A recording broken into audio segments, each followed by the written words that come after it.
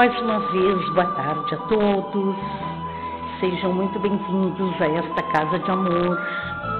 Muito obrigada por aqui estarem, para que juntos nós possamos aprender um pouco mais sobre os ensinamentos do nosso Mestre Jesus. Então nós vamos neste momento, já com o nosso pensamento elevado, pedindo a este Pai de amor e bondade que possa envolver a cada um de nós na sua luz, na sua paz, que nós estejamos presentes aqui, Pai de amor e bondade, que nosso Mestre Jesus nos guie para que nossos pensamentos sejam de amor, positivos, que é o que cada um de nós quer encontrar dentro de si, com certeza, essa paz, este amor. Então, Jesus, nós vamos te pedir para iniciar o nosso trabalho de hoje e pedimos que tu possas ser o condutor das palavras do nosso palestrante Érico da tarde de hoje. Muito obrigada, Mestre Jesus, que assim seja. Boa tarde a todos. Como já foi dito, sejam bem-vindos, né, Rosinha? Mais uma vez, nós vamos voltar ao estudo do Evangelho segundo o Espiritismo, como fazemos todas as quartas-feiras.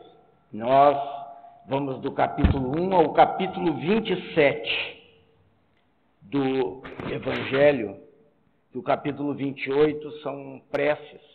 Então, nós estudamos até o 27 e voltamos ao capítulo 1. Isso entra ano e sai ano, a gente vai repetindo. Porque é sempre muito difícil não aprender o Evangelho em si, mas a prática do Evangelho. Então, a gente, quando termina, volta lá no capítulo 1, começamos tudo de novo, né? A nível de consciência, a gente consegue assimilar, mas colocar na prática, aí como meu pai dizia, aí que a porca torce o rabo, né? Então, as dificuldades que a gente tem, precisa fazer como água mole em pedra dura, tanto bate até que fura. Então, é assim que nós vemos, faz 40 anos que estou aqui batendo no Evangelho e já consigo fazer algumas coisinhas, mais ou menos como o Cristo nos direcionou. Nós vamos falar hoje do capítulo 1, então vamos iniciar os primeiros 7 itens deste capítulo, que nos fala das 3 revelações divinas. A primeira revelação foi Moisés, que estabeleceu no judaísmo o monoteísmo, quer dizer, um Deus somente. E também recebeu no Monte Sinai os 10 mandamentos. A segunda revelação veio por Jesus, que veio nos falar da vida futura, da fraternidade universal e do mandamento cristão maior, que é o amor incondicional a Deus e ao próximo. A terceira revelação divina, então, aos homens é o Espiritismo, cujo caráter é dar continuidade ao plano espiritual de interagir com a humanidade, em vista do nosso curso evolutivo, da nossa caminhada, que nos entendemos hoje como espíritos imortais nessa caminhada de evolução, buscando sempre o nosso progresso. Então, conforme os desígnios de Deus, o Espiritismo vem nos esclarecer a respeito das nossas ações, das nossas atitudes, como deveremos proceder. Evidentemente que essas 3 unidades, Moisés, o Cristo e o Espiritismo, não encerram aí toda a contribuição do plano espiritual aos homens encarnados. Porque desde os primórdios da humanidade na Terra, Deus tem permitido gradativamente revelações a todos os povos, seja por inspiração, seja por manifestações ostensivas de espíritos. Então, nós podemos citar também as contribuições de Sócrates, dos iniciados lá no Egito, de Buda, os Mahatmas na Índia, Confúcio, Maomé, na Arábia, lá criador do islamismo, né?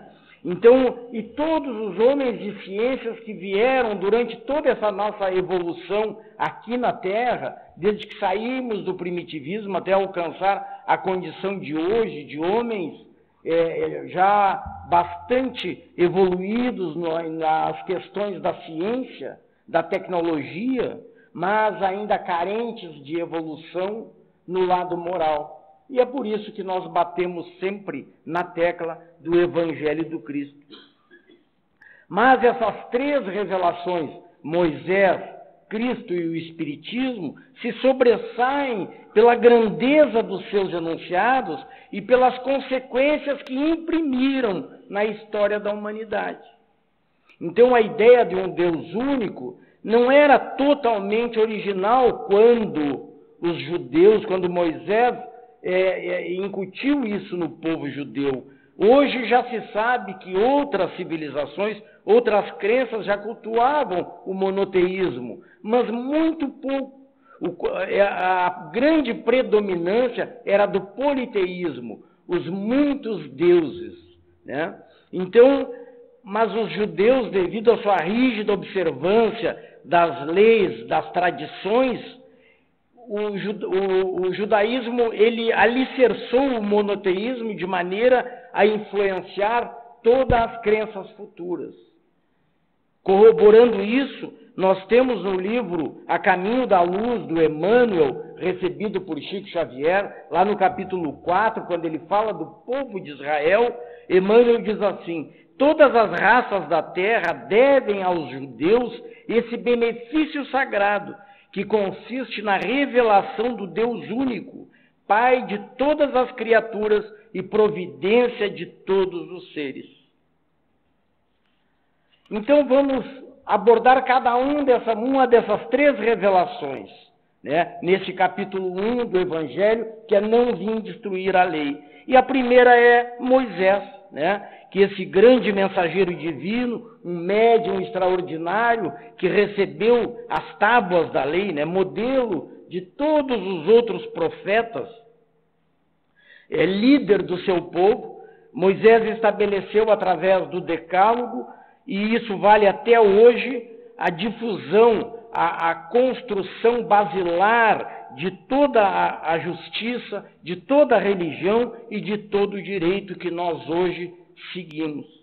Foi o Espírito Moisés que Deus enviou com essa missão, um missionário, para fazer com que Deus fosse conhecido por todos os povos, não só o povo hebreu, conforme o povo lá se achou o povo escolhido e que Deus era só o Deus dele. Não, Moisés trouxe isso, mas na verdade era a necessidade de que fosse conhecido no mundo inteiro e por todos os povos. O povo hebreu foi que fez cair esse véu que ocultava aos homens essa divindade única. Então, através deles e das vicissitudes, das dificuldades que esse povo passou, é que chamou a atenção para a existência desse Deus. Os mandamentos recebidos por Moisés, então, contêm o germe na mais pura moral cristã.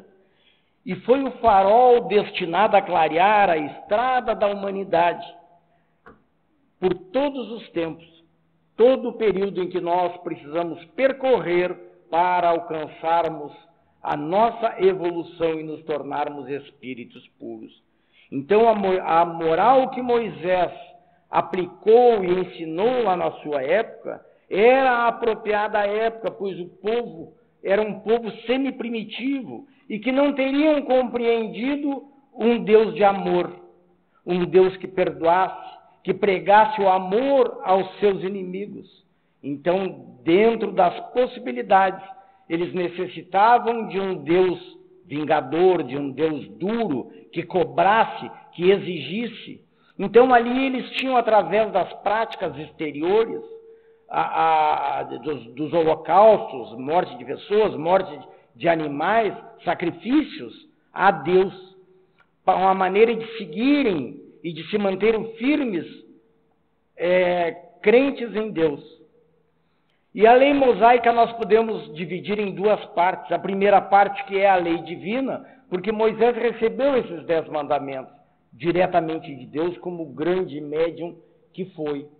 Mas ele teve que criar leis civis, leis que dessem um controle àquele povo, uma lei disciplinar, né, para que aquele povo, que Moisés pudesse controlar aquele povo, que perambulou durante 40 anos pelo deserto, atrás da terra prometida. Sabemos nós que esse período em que Moisés passou no deserto, não é que ele não encontrasse a terra, mas, na verdade, ele precisava fazer com que aquela civilização desencarnasse e fosse substituída por novos espíritos que vinham ali formar aquela população hebraica, né? Então, e naquela época as pessoas viviam aqui na Terra 30, 40 anos.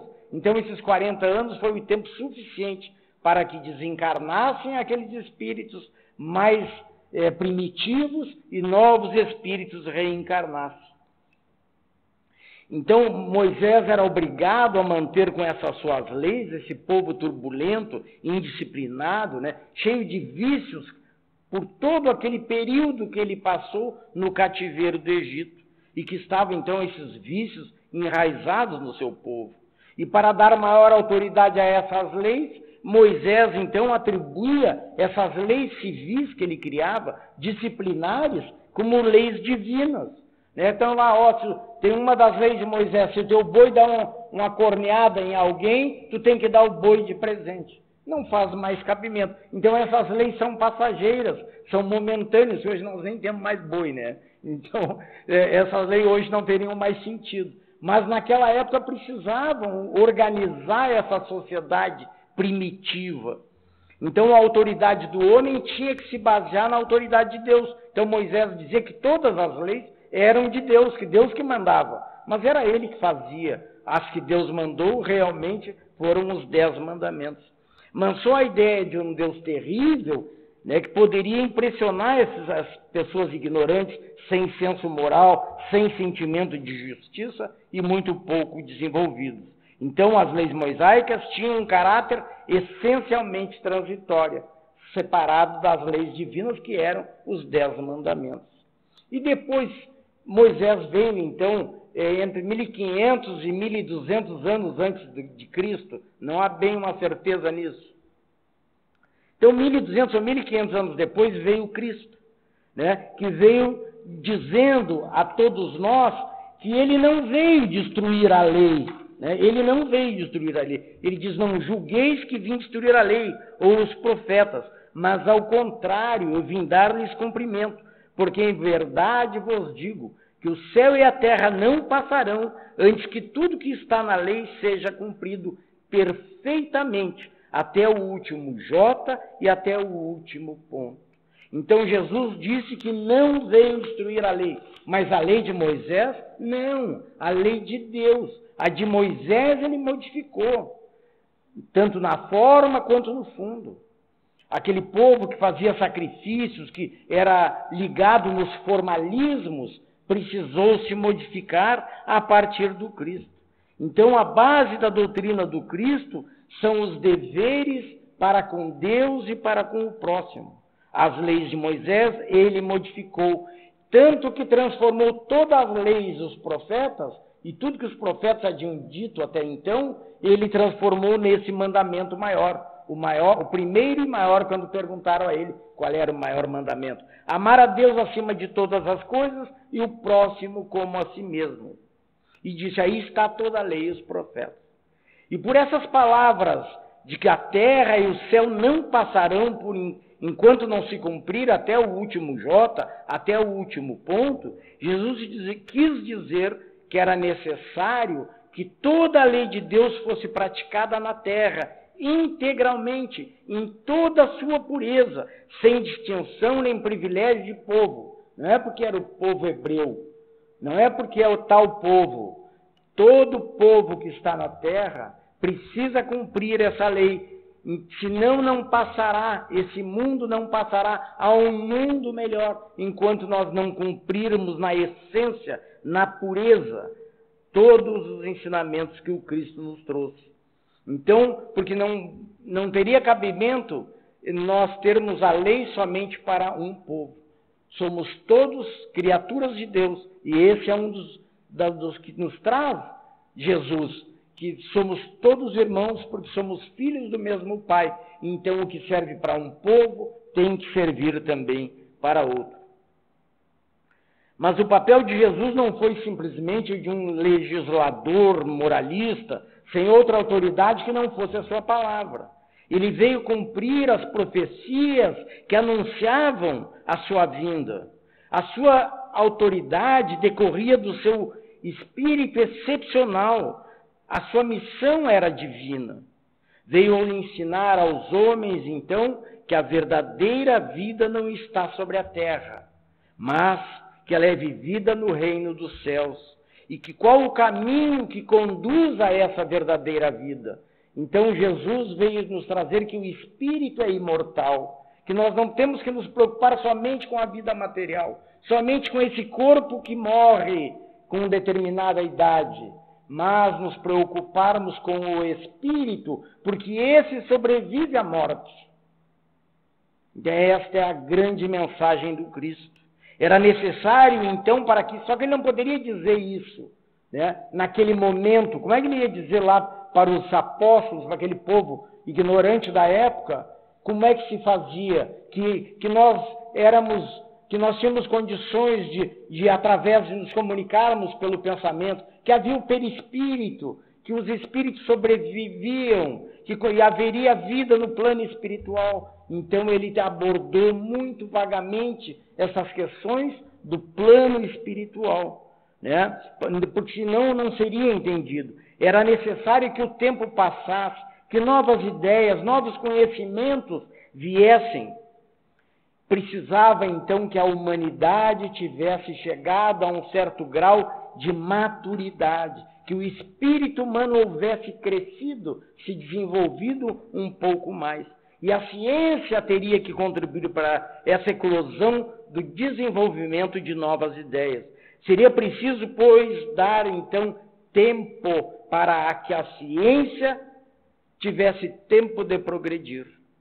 O Cristo foi o iniciador da mais pura moral, que há de renovar o mundo, que vai nos aproximar uns dos outros, nos tornando irmãos verdadeiramente, fazendo brotar em nossos corações a caridade, o amor ao próximo e estabelecendo a pura fraternidade, a solidariedade comum, transformando a terra, então, na morada de espíritos superiores aos espíritos que hoje a habitam. É a lei do progresso. Nós caminharemos em direção a uma condição de espíritos superiores e desta forma transformaremos a terra num mundo melhor. É a lei do progresso a que a natureza está submetida.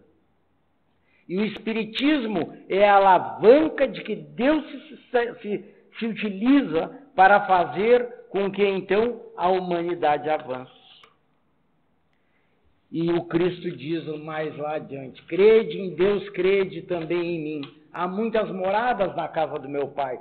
Se assim não fosse, eu vos teria dito: eu me vou para vos preparar o lugar, e assim que eu tiver ido e preparado o lugar, eu voltarei e os retomarei para mim, dando tempo a que nós crescêssemos, evoluíssemos, para alcançarmos essa condição de espíritos puros. E disse mais: falarei com meu Pai, que vos enviará o Consolador, que vos revelará todas as coisas, e vos lembrará daquelas que houverem esquecido.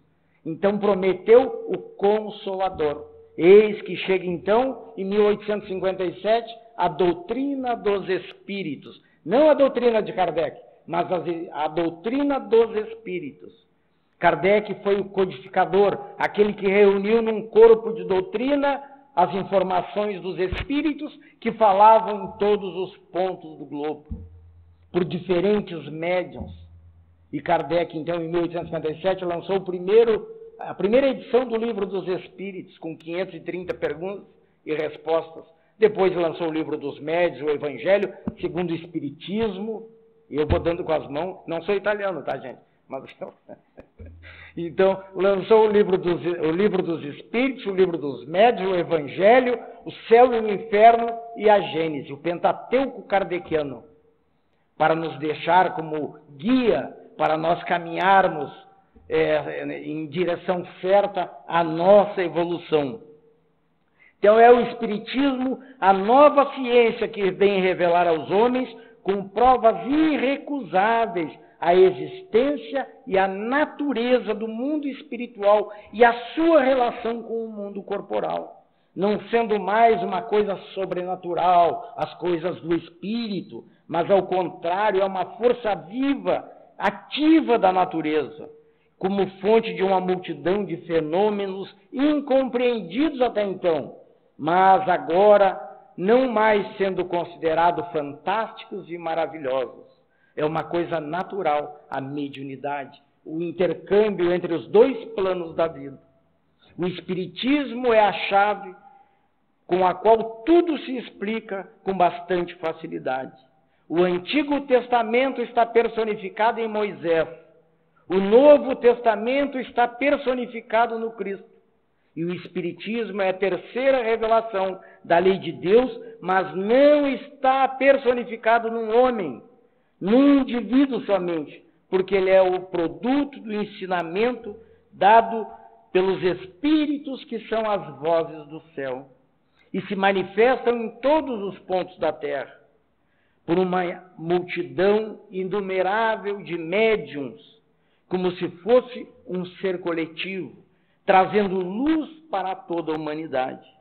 E da mesma forma que o Cristo disse, eu não vim destruir a lei, o Espiritismo diz, eu não vim destruir a lei cristã, mas cumpri-la. O Espiritismo nada ensina contrário ao que o Cristo ensinou, mas ele desenvolve, ele completa, ele explica em termos claros aquilo que foi dito por Jesus de forma alegórica, através das parábolas lá atrás. Então, o Espiritismo vem cumprir no tempo predito o que o Cristo anunciou, quer dizer, mandar o Consolador prometido e preparar o cumprimento das coisas futuras. Então, são chegados os tempos em que as ideias morais devem se desenvolver para cumprir os progressos que estão nos desígnios de Deus. Até que a beleza, a santidade da moral impressione a todos, vai exigir muito esforço. Porque nós sabemos o quanto é difícil nós colocarmos em prática os ensinamentos do Cristo. Como eu disse no início, a gente lê, a gente compreende, a gente sabe, às vezes, decor. Tal passagem, a gente, está lá no capítulo tal do Evangelho, diz assim, assim, assim. Eu mesmo, agora há pouco, falei alguma citação do Cristo que eu decorei, porque eu sei, de tantas vezes que eu já li, já falei, algumas falas do Cristo, algumas máximas, estão gravadas na minha cabeça. Mas pergunta se o Érico age daquela forma, se o Érico age realmente assim.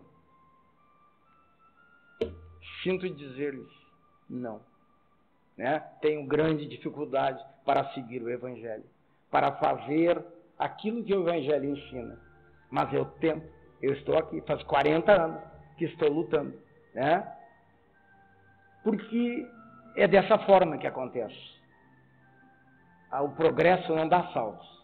A gente precisa ir passo a passo, sedimentando, criando base, criando condições para que a gente consiga superar as nossas dificuldades íntimas, as nossas sombras, as nossas dores, as nossas imperfeições. Então, é um tempo de trabalho, e é isso que eu convido todos vocês. O Espiritismo nos abre as portas da felicidade da vida futura. Moisés abriu o caminho, Jesus continuou a obra, e o Espiritismo vai arrematar essa obra. O Espiritismo é de ordem divina, pois se baseia nas próprias leis da natureza. Então, o Espiritismo é obra do Cristo, e é o Cristo que o preside. A regeneração dos espíritos endurecidos presos ainda ao mal, é o seu principal alvo, pois prepara o reino de Deus na terra. Este reino é uma realização, isso é muito importante, uma realização íntima. Cada um precisa realizar esse reino dos céus dentro de si. É uma construção interna, uma disposição de que cada um precisa ter para cumprir as leis de Deus, que sintetizam o amor, e isso na prática está em fazermos o bem, em praticarmos a caridade, em sermos bons, em sermos tolerantes, pacienciosos, em nos preocuparmos fraternos com os nossos semelhantes, com aqueles os quais dividimos o nosso lar, o nosso trabalho, a rua. Em todos os momentos, precisamos ter o Evangelho como nossa bandeira, para que a gente consiga alcançar esta condição de espíritos puros, melhores. Vai demorar muito a chegarmos ao puro, não vou enganar vocês, mas espíritos melhores. Isso a gente pode fazer a cada dia, a cada encontro, a cada conversa, a cada contato com outra pessoa, sendo amável, tolerante, paciencioso. Muito obrigado pela atenção, muita paz, que Jesus nos envolva hoje e sempre.